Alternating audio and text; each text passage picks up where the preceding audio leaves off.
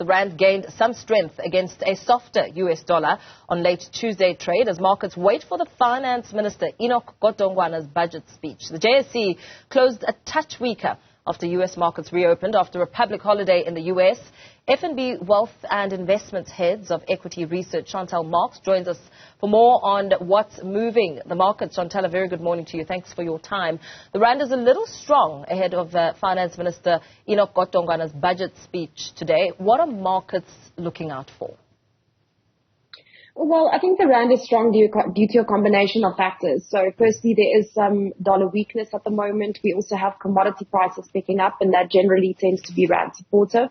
But the rand is still stronger than some of its commodity counterparts, which could suggest that market participants are perhaps favoring a budget-friendly or a bond-friendly budget today. So perhaps an increase in taxes and a decline in expenses, and that would generally result in a stronger rand.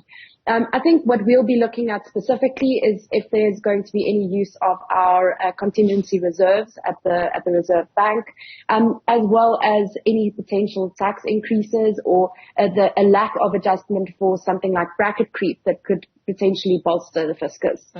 And speaking of the budget, ways to fill the fiscal deficit have been a major talking point for the last 2 weeks or so.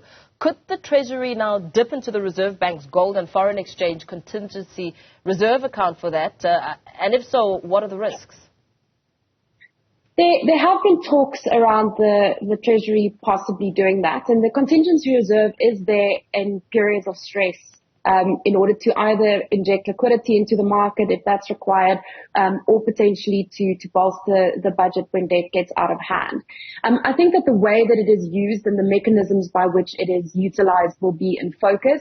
If it is used and it is used responsibly, in other words, it's used to pay down debt and reduce the interest bill and not to increase expenses, I think that could be favorably received.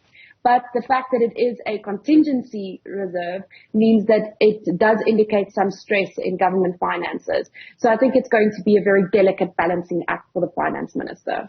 And looking at company news, Bidcorp is presenting a good set of results with revenue and HEPS up double digits. Talk us through what those results look like. Yes, so the revenue numbers were very strong. Activity held up very well in that food services business across the globe in the period under review. The market didn't react that well to it because even though profitability was also up quite healthily, there was an indication of margin pressure, which means that even though sales are coming through, they're unable to rein in costs enough to result in a better profitability growth number than the revenue number. So for that reason, I think the market really didn't like it, and they're a little bit nervous that higher costs in places like Europe and the UK, particularly when it comes to labour, will continue to erode margins. And Adcock Ingram has also had its results for the 6 months ending December. What kind of performance did we see in that space? So this was another one that the market didn't like this morning. Even though they managed to grow slightly, it was disappointing relative to what was already quite muted assumptions by the market in terms of what Adcock will put on the table this year. They only managed to eke out a little bit of growth. They did get some decent price increases in terms of single exit prices, so that's the regulated medicines market. But again, I think it wasn't enough to offset rising costs. And they also had a bit of a weak period when it came to ARV tender sales. And they also mentioned that port delays had an impact and logistics constraints had an impact on their business. Very well. Let's leave it there for now. Chantal Marx, FNB Wealth and Investments Head of Equity Research, giving us a breakdown of the latest in the world of business and how the markets are faring this morning.